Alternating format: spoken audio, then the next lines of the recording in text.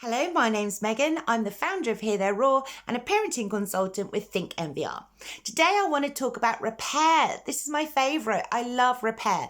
Our kids are going to mess up, 100%, because we mess up and also because they're mini humans trying to figure out life. And they're going to mess up a lot, okay? They're not perfect. They don't know how to do it. They're figuring it all out. Consequence is what we normally do. Take something away. Put them in a timeout, yell at them, shout at them, stop something that we promised we were going to do, and try and control the situation and make them realise that this behaviour is unacceptable or this mess up isn't okay by punishing. Because consequences is punishing, really. Man-made ones. I want to look at repair instead. Before we go to consequence, can we think of repair? If our child has messed up, I had a child who scratched up a table with a pair of scissors and it was horrible.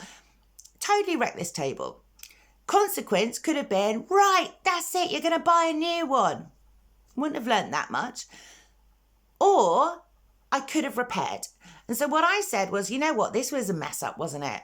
We let our emotions take over and we did something really silly. So we're going to repair this table. We're going to paint this table a different colour, fix it up, and it's going to be fine.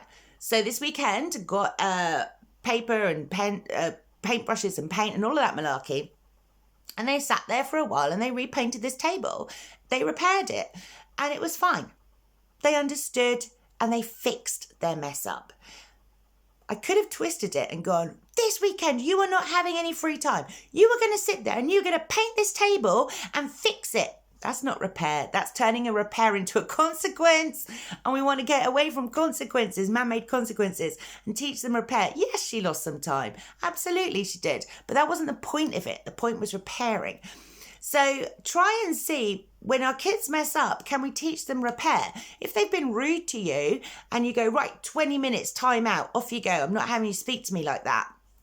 They're just going to sit there and think of all the ways they hate you anyway. So no point whatsoever. Why can't we circle back later when the fire has calmed down and just say, you know what, that's so hurtful. I don't like being spoken to like that. It really hurts my feelings and it's sad and it makes our relationship rubbish. What do you think you can do to repair it? How can you repair things when you've been horrible to somebody? Because we all are horrible to people at times and we all have to learn how to repair that. And we don't learn how to repair it when we're sitting in our room for 20 minutes. So having that conversation and helping them figure out how to repair when you've upset somebody is super valuable. Way more valuable than being in a timeout. Way more valuable than having your Xbox taken if you called mum a nasty word or been mean to somebody. So let's try repair this week. How many times can we put in a repair rather than a consequence?